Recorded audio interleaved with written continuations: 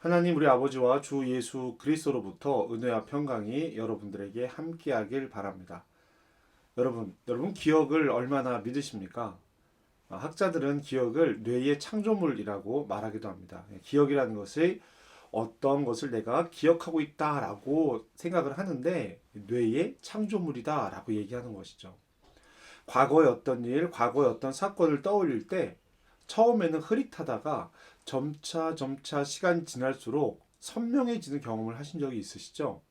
점차 잃었던 기억이 선명해지고 또렷할 때 우리는 그 기억에 대해서 자신감을 갖습니다. 학자들이 기억은 뇌의 창조물이라고 말한다는 것은 바로 이 부분을 설명하는 것인데요. 또렷한 기억이 확신으로 바뀔 때 우리가 갖는 오류는 그 사건을 직접 경험한 것이 아니라 아주 일부분의 경험이 있고 대부분은 일어날 가능성이 높거나 혹은 친숙한 일 혹은 다른 기억과 혼동되어서 기억을 조작, 창조한다는 이야기입니다. 캘리포니아 대학의 어바인 캠퍼스의 심리학과의 교수였던 엘리자베스 로프터스는요, 목격자 증언이라는 연구를 한 적이 있습니다.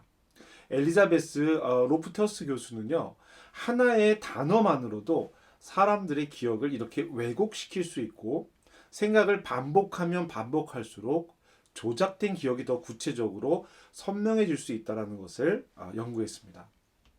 그녀는 실험을 통해서 이를 증명하려고 했던 것이죠. 실험에서 그녀는 사람들에게 교통사고가 나는 영상을 보여주었습니다. 그리고 검사나 경찰이 질문하듯이 그들에게 질문한 것이죠. 한쪽의 사람들에게는 차들이 충돌하기 전에 얼마나 빨리 가고 있었습니까? 라고 물었고요. 다른 한쪽 사람들에게는 차들이 박살나기 전에 얼마나 빨리 가고 있었나요? 라고 물었습니다. 여러분 어떤 결과가 나왔을까요? 같은 영상을 보았지만 박살나다라는 표현을 들은 사람들은 차가 과속하고 있었습니다. 라고 말을 했습니다. 그리고 일주일이 지나고 나서 그 사람들에게 다시 한번 사고에 대해서 물었습니다. 여러분 깨진 유리를 보았습니까? 그랬더니 실제 영상에서는 깨진 유리가 나오지 않았음에도 불구하고 박살나다라는 표현을 들은 사람들은 깨진 유리를 본 것 같다라고 말하기 시작했습니다. 기억은 생각보다 우리 자신이나 외부 영향으로 쉽게 조작되고 왜곡된다라고 하는 것입니다. 3일 동안 당신의 부모에게서 들은 이야기입니다 라고 같은 이야기를 자세히 하는데 두 가지 진짜와 한 가지 가짜 이야기를 섞어서 말을 하면은요, 듣는 사람들이 대부분 그 한 가지 가짜 이야기가 과거에 있었던 것으로 기억해낸다고 합니다. 이것은 심리치료와 상담에서도 기법으로서 많이 활용되기도 하는 것입니다. 사람은 기억을 하는데 기억은 왜 완전하지 못할까? 제가 여러분에게 기독교에 대해서 말씀드릴 때 기독교는 기억의 종교입니다 라는 말을 여러 번 드린 적이 있습니다. 기억이 이렇게 온전하지 못한데 완전하지 못한 것인데 기억의 종교라고 말을 한다면 우리가 믿는 믿음이 완전하지 못한 것일까? 라고 하는 질문이 생길 수도 있죠. 기억이 이렇게 완전하지 못하기 때문에 우리는 하나님의 말씀을 기록해 놓은 성경을 토대로 그 기억들을 다시 살펴보는 것입니다. 성경은 왜곡되기 쉬운 우리의 기억을 왜곡하지 않고 분명한 기억으로 바른 신앙으로 인도하는 것이죠. 그러면 우리 뇌의 작동인 기억, 이 기억의 기능은 무엇일까요? 왜곡되기 쉽고 조작되기 쉬운 기억이 우리에게 존재하는 사실 기억으로서 온전하지 않은데 이 기억이 존재하는 이유는 무엇일까? 기억의 기능은 과거에 있는 것이 아닙니다. 우리는 과거를 기억한다라고 생각해요. 기억이란 과거의 것, 지난 것, 이런 일들을 떠올리기 때문에 과거의 것이라고 생각을 합니다. 그런데 여러분, 기억이라는 것은요, 미래를 위한 것입니다.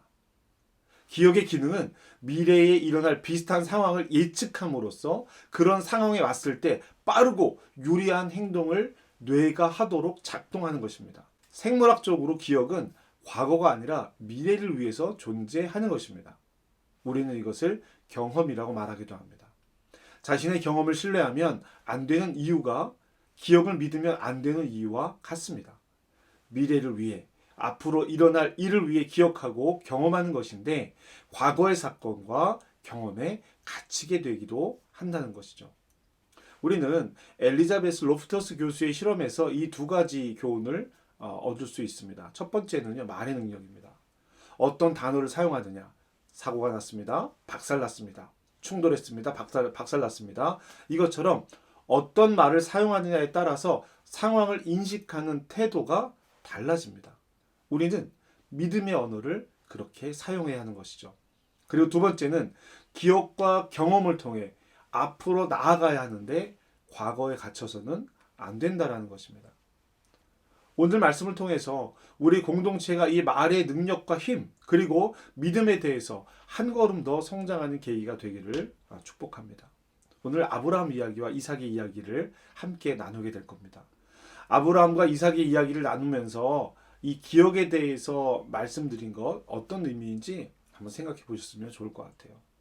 오늘 말씀은 하나님께서 아브라함의 믿음을 시험하는 것이라고 시작을 하고 있습니다. 이 시험은 뭐죠? 아들을 번제물로 바치는 것이었습니다. 2절 말씀입니다. 여호와께서 이르시되 내 아들아 내 사랑하는 독자 이삭을 데리고 모리아 땅으로 가서 내가 내게 일러준 한 산 거기서 그를 번제로 드리라. 아멘. 여러분 이 말을 들은 아브라함은요 다음날 일찍 출발을 합니다. 다음날 일찍 하나님께서 하신 일을 시작합니다. 아침 일찍이라는 말은요 아브라함이 주저함 없이 이 일을 시작했다라는 거예요. 하나님의 말씀의 뜻을 따랐다라는 이야기입니다. 두 종과 함께 아들을 데리고 제물에 사용할 제사에 사용할 나무를 쪼개서 하나님이 말씀하신 곳으로 출발합니다. 3일 길을 걸어서 도착한 곳이라고 말합니다. 아브라함은 두 종은 두고 아들만 데리고 제사를 드리러 올라갑니다. 6절이죠. 아브라함이 이에 번제나무를 가져다가 그의 아들 이삭에게 지우고 자기는 불과 칼을 손에 들고 두 사람이 동행하더니 아멘.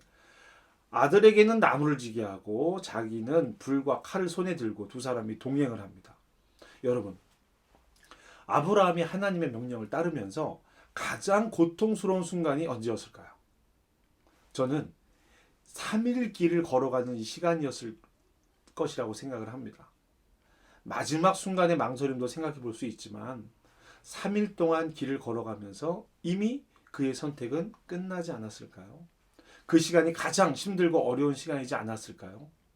아브라함은 결정을 하고 아들과 함께 산으로 올랐습니다. 이때는 더 이상의 주저함이 없었을 거예요. 이때 이삭이 아버지에게 묻습니다. 아버지, 불도 있고 나무도 있는데 어린 양은 어디에 있습니까? 이삭의 이 질문은 어떤 질문일까요? 정말 몰라서 묻는 질문일까요? 제사를 드리러 가는데 나무까지도 준비해 갔는데 재물이 없다? 이삭이 이 정도 판단이 안 됐을까요? 그럼에도 이삭이 무엇인가 확인하기 위해서 묻고 있는 겁니다. 아브라함이 대답합니다.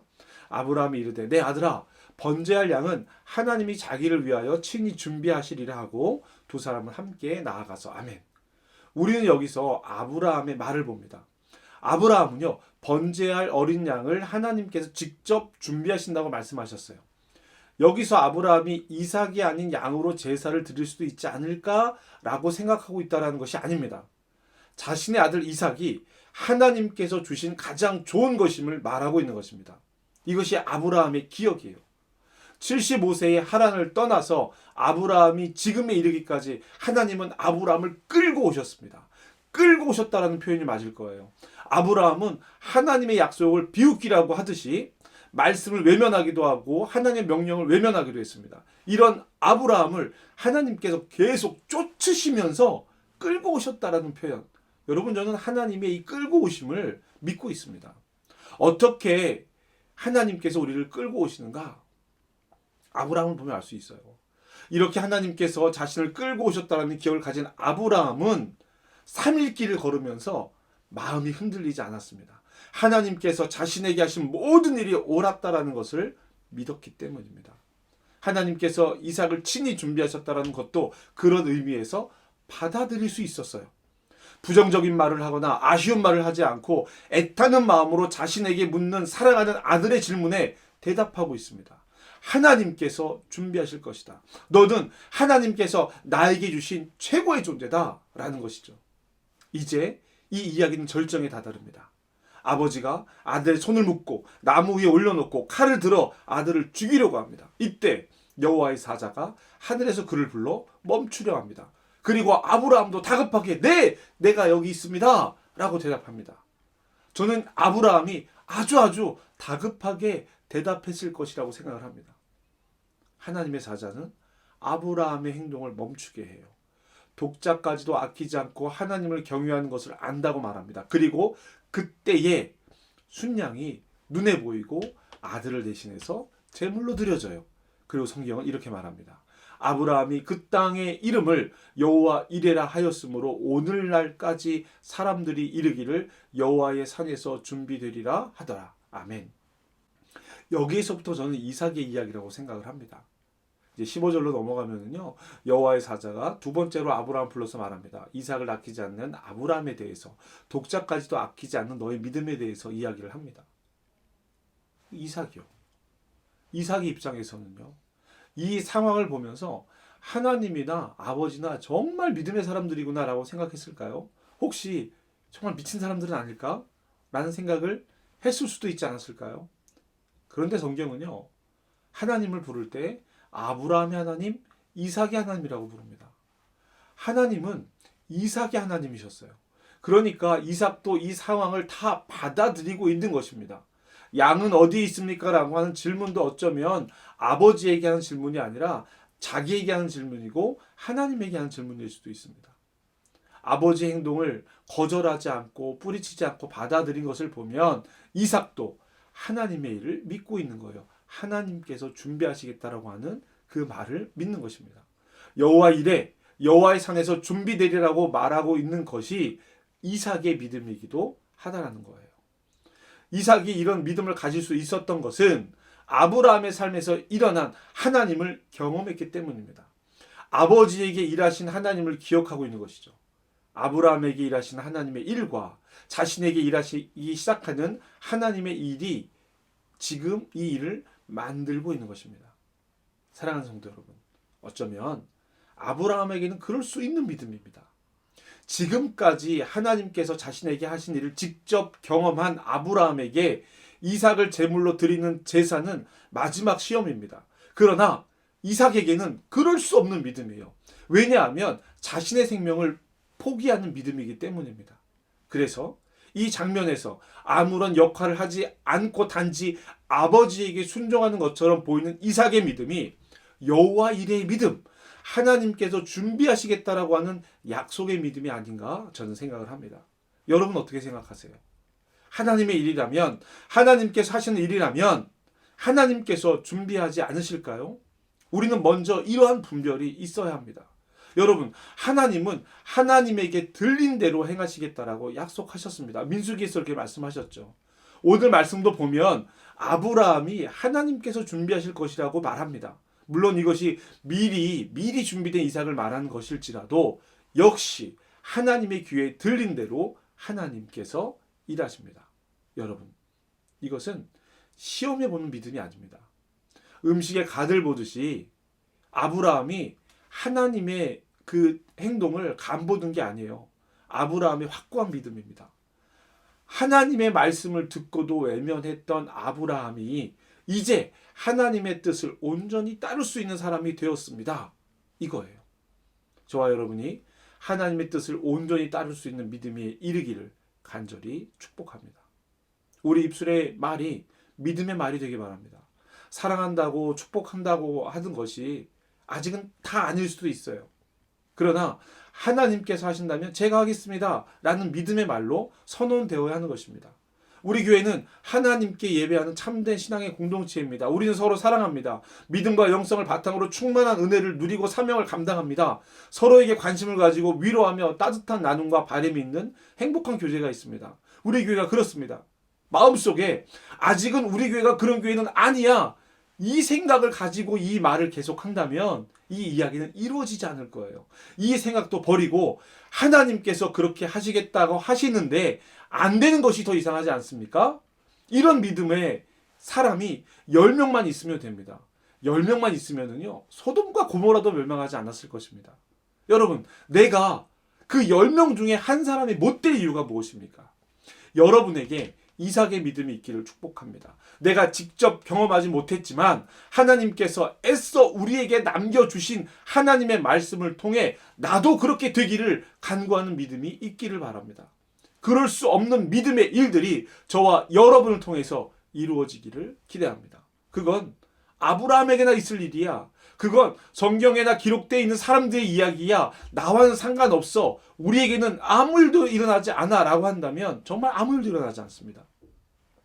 하나님께서 준비하신다는 여호와 이레의 믿음이 저와 여러분에 있기를 바랍니다. 성령께서 도우셔야 하는 일, 동행하시는 성령의 인도하심에 순종하는 우리가 되어야 할 것입니다. 기억을 왜곡하고 잘못 조작해서 엉뚱한 결론을 가지고 가지 말고 하나님의 길로 가자라는 것입니다. 그 바른 기억의 말씀을 붙듭시다. 그럴 수 없는 믿음이 우리의 믿음이 되기를 축복합니다. 주님, 우리를 도와 주시옵소서. 여러분, 우리 그렇게 기도했으면 좋을 것 같아요. 내가 10명 중에 한 사람이 되기를, 최소한 그럴 수 있는 믿음, 더 나아가 그럴 수 없는 믿음의 길을 가는 삶이 되기를 기도합시다. 하나님께서 하신 일을 기억함으로 우리에게 다가오는 내일의 일을 담대하게 소망으로 맞이하는 저와 여러분 되시기를 주님의 이름으로 축복합니다. 아멘. 기도합시다. 하나님, 우리는 어제의 약속과 오늘의 말씀을 통해 내일의 소망을 갖습니다. 10명의 한 사람이 내가 될 수 있다면 얼마나 큰 축복일까요? 하나님께서 사용하시는 한, 그 한 사람이 나라면 얼마나 큰 기쁨일까요? 그럴 수 없는 믿음에도 하나님의 뜻, 그 뜻을 따르는 이삭의 믿음을 봅니다. 아브라함의 믿음이 하나님 앞에 서는 만큼 이삭의 믿음이 하나님의 믿음을 이어갑니다. 하나님, 우리 말이 변하게 해주시옵소서. 하나님을 시험하는 믿음이 아니라 하나님의 열심에 이끌려가는 믿음이 되게 하여 주시옵소서. 하나님의 말씀 안에서 바르게 성장하는 신앙, 그럴 수 있는 삶이 되게 하여 주시옵소서. 예수님의 이름으로 기도합니다. 아멘.